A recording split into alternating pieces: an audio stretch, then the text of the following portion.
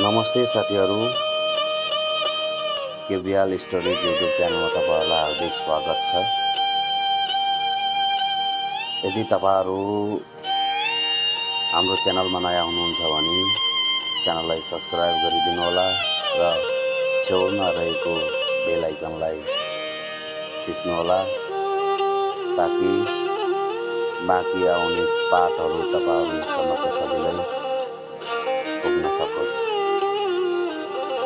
भन्दै सदा चाहिँ हामीले प्रस्तुत गर्ने हरेक साँझ 9-10 बजेको बिचमा प्रस्तुत हुने केबिएल स्टोरीज युट्युब च्यानलको लभ सिरिज पार्ट 4 मा तपाईहरुलाई आज स्टोरी सुनाउने छौं। साथीहरु, ढिला नगरिकन आजको स्टोरी रहेको छ। केही सम्बन्धहरू अन्त्य हुँदैनन्, केवल बोलचाल बन्द हुन्छन्। यो टपिक्समा तपाईहरु समक्ष प्रस्तुत गर्नेछौं। ढिला नगरिकन आजको विशेष व्यवस्थातर्फ अगाडि बढ्न चाहन्छौं। नमस्कार, तपाई हेर्दै हुनुहुन्छ केबिएल स्टोरी। सबै प्रेम कथाको अन्त्य ब्रेकअप भएर हुँदैनन्। केही सम्बन्धहरू यस्ता पनि हुन्छन् जहाँ न त कसैले अलविदा भन्छ, न त कसैले माया सकियो भन्छ, तर बिस्तारै बोल्ने शब्दहरू कम हुँदै जान्छन्। प्रतीक्षा लामो हुँदै जान्छ र एक दिन दुवै अपरिचित जस्तै बाँच्न थाल्छन्। सुरुमा दिनको 10 पटक फोन हुन्थ्यो। एउटा सानो कुरा पनि सँगै बाँडिन्थ्यो।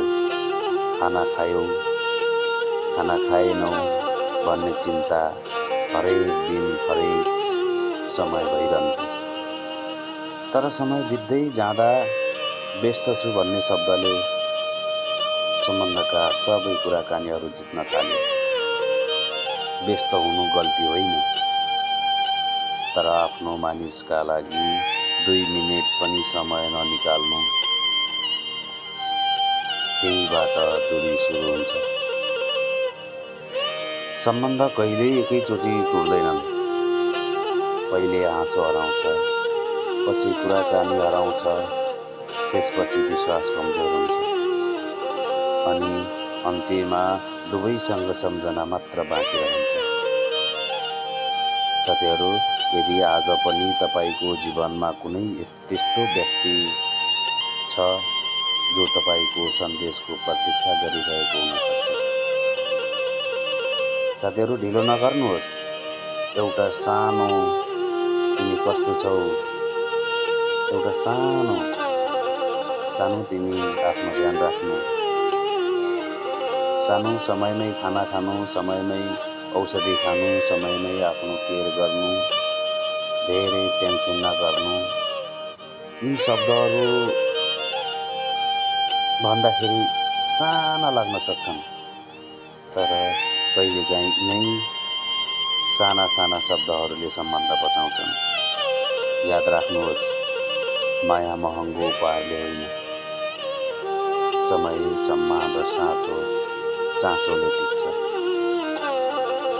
यदि कसैले तपाईलाई आफ्नो दिनको केही समय दिन्छ भने त्यो समयको कदर गर्नुहोस्, किनकि संसारमा सबैभन्दा बहुमूल्य चिज पैसा र व्यस्तता होइन, समय हो। आज समय छ, समयसँगै सबै कुराहरू गर्नुहोस्, समयमै सबै कुराहरू बोल्नुहोस्, समयमै सबै कुराहरू भन्नुहोस्। भोलि चाहेर पनि तपाईले त्यो चाहेको कुरा भन्न सक्नुहुन्न, किनकि धेरै ढिलो भइसकेको हुन सक्छ। साथीहरू, आजको कथा तपाईहरुलाई कस्तो लाग्छ? यदि यो कथाले तपाईको मन छोयो भने कृपया भिडियोलाई लाइक, कमेन्ट, सेयर गरी च्यानललाई सब्स्क्राइब गरिदिनु होला र छेउमा रहेको बेल आइकनलाई थिच्नु होला भन्दै आजको स्टोरीबाट बिदा लिन चाहन्छु।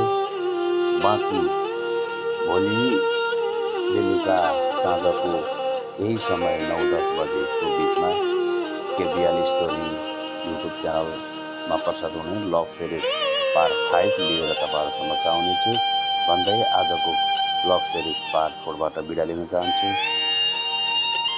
हस्त नमस्ते, टेक केयर, केबिएल स्टोरी।